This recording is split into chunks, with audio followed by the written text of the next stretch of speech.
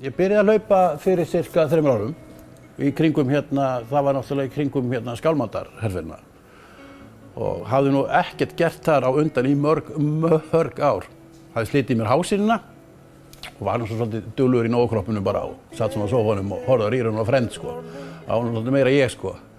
Svo er eitthvað einundis að vitlega sko, ég var svo mikill anti-hlaupari líka sko. Þú veist, mér fannst eitthvað alveg awful við þetta, bara það að hafa þolinmæði í þetta. En svo einhvern veginn dróst maður inn í þetta, maður byrjaði og þetta fór af stað og ég man að ég hljóp mína fyrstu sko, 5 km þá drattaðist það okkur 35-6 mínútur sko og lag út af brettunum bara og ákalla almætti sko, það var bara búið. En svo ferðu bara að sjá eitthvað gerast og þetta fer að verða betra.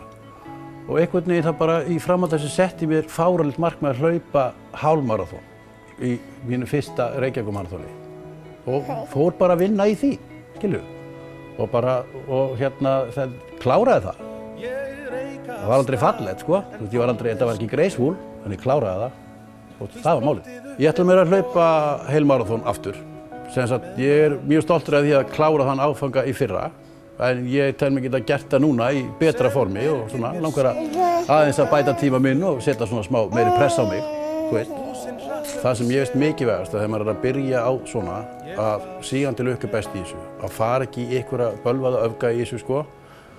Þú græðir ekkert á því að hérna horfa á rýrun á Carl Lewis, taka einhverja 100 metra sko, ætla að setja þér eitthvað svoleiðis markmið sko. Það er bara að gera þetta á þínu tempói, á þínum forsendum, skilju, og vera sáttur í eigin skynjum við það sem þú ert að gera. Og bara hægt og rólega, þá kemur þetta.